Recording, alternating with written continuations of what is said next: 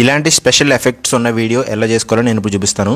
So మీరు ఎటువంటి editor అనేది తీసుకోవచ్చు. ఎడిటర్ ఏది అనేది సమస్య లేదనమాట. మీరు కైన్ మాస్టర్లో చేయొచ్చు, ఎన్ని షాట్లో చేయొచ్చు, నేను చెప్పే వీడియో గురు కానీ యూ కట్ కానీ ఎట్లనే చేయొచ్చు అనమాట. ప్రాసెస్ అర్థం చేసుకోండి, మీకు ఈజీ అయిపోతుంది.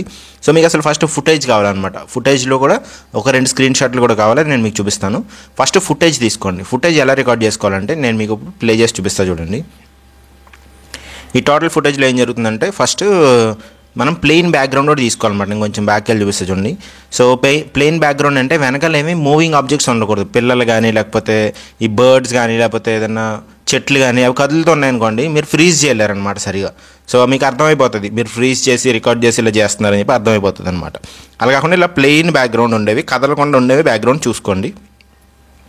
అండ్ మీరు లేకుండా ఫస్ట్ కొంత పార్ట్ రికార్డ్ చేసుకోండి, ఎందుకంటే దీని స్క్రీన్ షాట్ మనకు కావాలన్నమాట. ఇది ఎలా వాడతాం అనేది కూడా నేను మీకు ముందుకెళ్ళిన తర్వాత చెప్తాను. సో ఈ స్క్రీన్ రికార్డింగ్ ఉంది కదా, ఈ పర్టికులర్ వీడియో ఏదైతే ఉందో ఆ వీడియోని మీరు బ్యాక్గ్రౌండ్ ఏమీ లేనప్పుడు ఒక స్క్రీన్ షాట్ తీసుకోండి. ఇక నేను స్క్రీన్ షాట్ చూపించే కదా, స్క్రీన్ షాట్ తీసుకోండి. దాని తర్వాత మీరు ముందుకు వెళ్తూ ఉంటే వీడియోలో మీరు రికార్డ్ చేయాల్సింది ఏం లేదు, సింపుల్గా జస్ట్ అక్కడ వరకు వెళ్ళి కొంచెం పైకి ఎగిరి కూర్చున్నట్టుగా ఆ చైర్లో కూర్చోండి సరిపోతుంది. సో మీరు ఇలా పైకి ఎగిరి కూర్చోవచ్చు, లేదా పక్కకి స్లైడ్ అవుతున్నట్టు ఎలాగైనా చేయొచ్చు. సో నేను పై నుంచి చూపిస్తున్నా కాబట్టి ఇలా అనమాట. సో కరెక్ట్గా మీరు ఎక్కడైతే ఈ చైర్లో కూర్చుంటున్నారో ఈ 16 సెకండ్స్ దగ్గర కరెక్ట్గా కూర్చుంటున్నారు కదా, అక్కడ మీరు ఇంకొక స్క్రీన్ షాట్ తీసుకోండి. ఈ 2 స్క్రీన్ షాట్స్ మనకి చాలా అవసరం అనమాట. సో ఈ 2 స్క్రీన్ షాట్స్ మనకి ఎందుకు అవసరం అంటే, సో ఫస్ట్ ఇక్కడంతా ప్లెయిన్ బ్యాక్గ్రౌండ్ పెట్టేసి ఇక్కడ వరకు మనం స్ప్లిట్ చేసేస్తాం అనమాట. ముందుదంతా కవర్ చేసేస్తాం, బ్యాక్గ్రౌండ్తో కవర్ చేసేస్తే ఇక్కడ మనం ఉన్నట్టు కూడా తెలియదు అనమాట. సో ఇక్కడ వరకు వచ్చిన తర్వాత ఈ కూర్చుని ప్లేస్లో ఏదైతే ఉందో ఒక లేయర్ని తీసుకొచ్చి పైనుంచి కిందకి కీ ఫ్రేమ్ యానిమేషన్ చేస్తాం. అదంతా ప్రాసెస్ నేను మీకు చెప్తాను, మీకు ఐడియా రావడం కోసం చెప్తున్నాను అనమాట. సో కీ ఫ్రేమ్ యానిమేషన్తో పైనుంచి ఒక ఫ్రేమ్ తీసుకొస్తాము. ఆ ఫ్రేమ్ని పైనుంచి మనం కిందకి తీసుకురావాలన్నమాట. అది వచ్చి ఇక్కడ కూర్చున్నట్టు. సో ఇక్కడ నుంచి ఇలా కంటిన్యూ అవుతుంది. సో మీరు పడినట్టుగా ఒక ఎఫెక్ట్ అయితే క్రియేట్ అవుతుంది అనమాట. సో ఇప్పుడు మనం ఈ వీడియో ఎడిటర్లో మనం దీన్ని ఎలా చేయాలనే ప్రాసెస్ అయితే చూసేద్దాము. సో నేను ఏ ఎడిటర్ అయినా తీసుకోవచ్చు, వీడియో గురువునే తీసుకుంటున్నాను మీకోసం. సో టోటల్ ఈ వీడియో ఏదైతే ఉందో సేమ్ వీడియో ఉంది కదా, అది నేను ఇంపోర్ట్ చేస్తాను ఆల్రెడీ. సో ఇక్కడ వీడియో అంతా ఉంది. సో ఫస్ట్ మనం ఏం చేయాలంటే, ఇందాక మనం 2 స్క్రీన్ షాట్స్ తీసుకున్నాం కదా, ఫస్ట్ స్క్రీన్ షాట్ని ఇక్కడ పిక్చర్ అండ్ పిక్చర్ అని ఉంది చూడండి. పిక్చర్ అండ్ పిక్చర్ అంటే ఇక్కడ మీకు అర్థమవుతుంది. పిక్చర్ అండ్ పిక్చర్ అని కింద ఉంది కదా, ఈ పిక్చర్ అండ్ పిక్చర్ అంటే ఓవర్లే చేయడానికి మీకు యూజ్ అవుతుంది అనమాట. సో దానికోసమే మీరు వాడతారు. ఇక్కడ పిక్చర్ అండ్ పిక్చర్ అని ఉంది కదా అది. సో ఆ పిక్చర్ అండ్ పిక్చర్ని మనం యూజ్ చేసుకోవాలన్నమాట. సో పిక్చర్ అండ్ పిక్చర్ మీద మీరు క్లిక్ చేయండి, ఆటోమేటిక్గా మీ వీడియోస్లోకి ఫొటోస్లోకి వెళ్తుంది. ఫొటోస్లోకి వెళ్ళండి. ఇప్పుడు మీరు స్క్రీన్ షాట్స్ తీసుకున్న 2 ఫొటోస్ ఉన్నాయి కదా, ఆ 2 ఫొటోస్లో ఒక స్క్రీన్ షాట్ని అయితే తీసుకోండి. ఫర్ ఎగ్జాంపుల్ నేను ఏదైతే స్క్రీన్ షాట్ ఇప్పుడు తీసానో ఆ స్క్రీన్ షాట్ బ్యాక్గ్రౌండ్ తీసాను, దాన్ని ఇక్కడ పెట్టేస్తున్నాను. దీన్ని ఫిల్ చేయాలి మనం. ఈ లెఫ్ట్ సైడ్కి రైట్ సైడ్కి స్క్రోల్ చేసి చూడండి, ఫిల్ చేయండి. ఒకవేళ మీ దగ్గర ఫిల్ ఆప్షన్ లేకపోతే ఇలా పట్టుకొని మీరు ఇలా డ్రాగ్ చేస్తే పైకి వస్తుంది అనమాట. ఇక్కడ కింద యారోస్ ఉన్నాయి కదా, పట్టుకొని డ్రాగ్ చేస్తే పైకి వస్తుంది. సో నేను ఫిల్ ఆటోమేటిక్గా చేస్తున్నాను.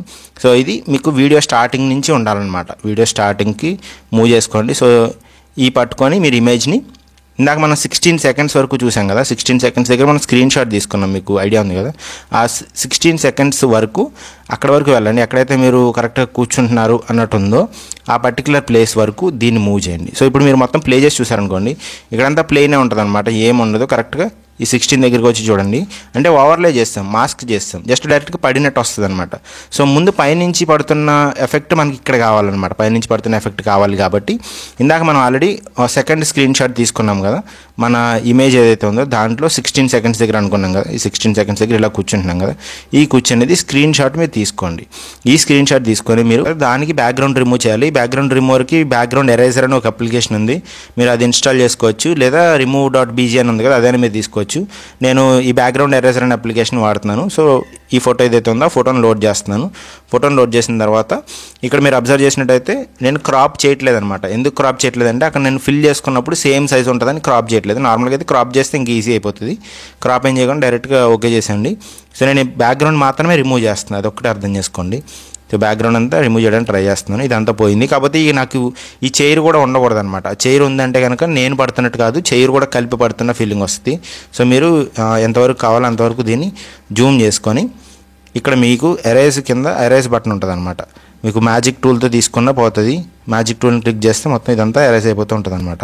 సో మీరు యాక్యురేట్గా చేయాల్సిన అవసరం లేదు, ఎగ్జాక్ట్ ఉండాల్సిన అవసరం, ఎందుకంటే ఇదంతా మోషన్లోనే ఉంటుంది, పైనుంచి కిందకు వస్తూ ఉంటుంది కదా. సో మీకు ఎగ్జాక్ట్ మ్యాచ్ అయ్యి పర్ఫెక్ట్ లైన్స్ అయ్యి రావాల్సిన అవసరం కూడా లేదనమాట. జస్ట్ పైన కొంచెం ఆల్రెడీ బ్యాక్గ్రౌండ్ రిమూవ్ అయింది కాబట్టి ఈ అడిషనల్ పార్ట్ని మనం రిమూవ్ చేస్తాం అంతే. దీన్ని సేవ్ చేస్తాను. సో మీరు స్మూత్నెస్ ఎక్కువ పెట్టుకొని సేవ్ చేసుకోవచ్చు. సో మన బ్యాక్గ్రౌండ్ రిమూవ్ అయిపోయిన ఫోటో అయితే మనకు వచ్చేస్తుంది అనమాట. బ్యాక్గ్రౌండ్ అయితే రిమూవ్ అయిపోయింది. ఇప్పుడు మనం ఏం చేయాలంటే మళ్ళీ వీడియో ఎడిటర్లోకి వెళ్ళండి. ఇందాక మనం ఎక్కడైతే ఎడిటింగ్ చేస్తున్నామో ఆ వీడియో ఎడిటర్కి వెళ్ళండి. సో ఇక్కడ 16 సెకండ్స్ దగ్గర మనం అక్కడే కదా స్క్రీన్ షాట్ తీసుకున్నాము. సో ఆ దగ్గరలోకి వచ్చి మీరు మళ్ళీ పిక్చర్ ఇన్ పిక్చర్ మీరు క్లిక్ చేసి ఇప్పుడు బ్యాక్గ్రౌండ్ రిమూవ్ అయిపోయిన ఫోటో ఏదైతే ఉందో దాన్ని మీరు మళ్ళీ లోడ్ చేసుకొని మళ్ళీ ఫుల్ స్క్రీన్ పెట్టండి. ఇందాక ఫుల్ స్క్రీన్ పెట్టా కదా నేను, ఫుల్ స్క్రీన్ పెట్టడం వల్ల కరెక్ట్గా మ్యాచ్ అవుతుంది అనమాట. సో ఇక్కడ మీరు అబ్జర్వ్ చేస్తే కరెక్ట్గా ఆ టైం స్టాంప్కి ఈ బ్యాక్గ్రౌండ్ రిమూవ్ అయిపోయిన తర్వాత ఏదైతే టైం స్టాంప్ ఉందో అక్కడికి కరెక్ట్గా ఉంటుంది అనమాట. సో మీరు పర్ఫెక్ట్ సింక్ అవుతుంది, మీరు ఇంకేం చేంజెస్ చేయక్కర్లేదు, అటు ఇటు అడ్జస్ట్మెంట్ కూడా చేసుకోక్కర్లేదు అనమాట.